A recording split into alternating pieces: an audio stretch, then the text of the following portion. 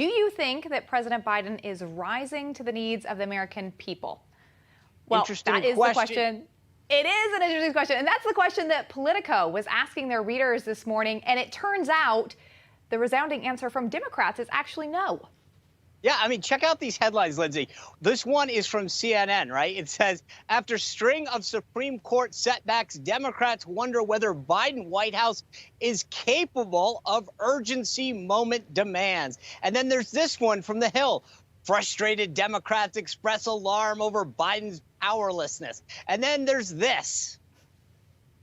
New CNN reporting this morning about an overwhelming sense of frustration among Democrats over what is being described as mismanagement inside the Biden administration. This is what's going to burn us in 2022. One member of Congress calls the White House rudderless, aimless, and hopeless. There's a lot of frustration that they want more action out of President Biden. I'm not sure what he's doing. I can tell you what he ain't doing. They'd like to see more decision-making go on. They'd like to see some accountability. Republicans, to their credit, had a 40-year vision, a 50-year vision. Democrats can't get a 7-day vision. Isaac, the call is coming from within the caucus. Can't even get a 7-day vision. Bakari Sellers there making a good point, Sean, that Republicans, whether you agree with their policies or not, have a very clear, unified platform that candidates can run on. And the Democrat Party is really fractured right now if you look at them. And undoubtedly, this is going to hurt them in the midterms and in 2024.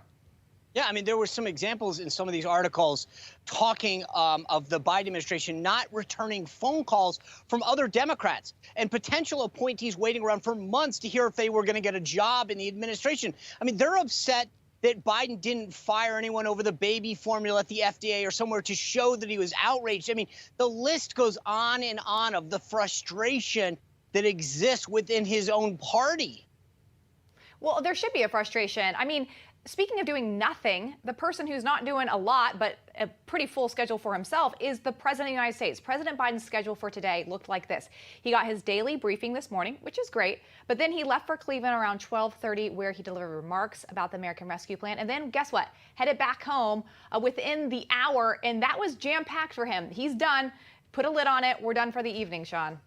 Right. I mean, look, a lot of this, when it comes to the presidency, is about using the bully pulpit. It's about showing that you care through the imagery, the things that you can do to show you care. Not having things on your schedule, not returning phone calls, lack of activity doesn't effectively communicate that you've got a huge set of priorities, or as Mark Halperin put it yesterday, that you have a plan.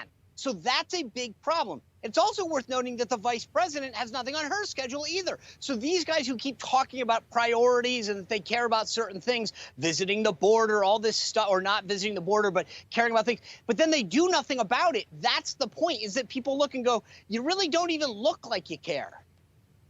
It's true. Their actions speak louder than their words, essentially, here. As we mentioned, President Biden was in Cleveland today, where he pushed his American Rescue Plan. But it's worth noting, Sean, who wasn't actually there, Congressman Tim Ryan. And this is interesting for a couple reasons, because Ryan votes with Biden 100% of the time. But Biden's approval rating in Ohio right now is just at 26%. So essentially, he does not want to be seen with the president. It's not going to be helpful for him in the midterms. Yeah. Look, it's a tough race there in Ohio to begin with. But I'm going to tell you this. Tim Ryan is not going to be the last candidate this cycle that doesn't show up to campaign next to Joe Biden. In fact, I'm going to argue that I would be hard-pressed to name 5 candidates in the House or the Senate, or frankly, even a governor, that will campaign with Joe Biden. And this is going to be a huge source of frustration for the White House. But the bottom line is, any Democrat that's in a tough race does not want to be sitting next to Joe Biden, who's got at best a 30-something% approval rating. Which is unbelievable when he is the incumbent president. You normally don't see this, but we'll be following it, of course,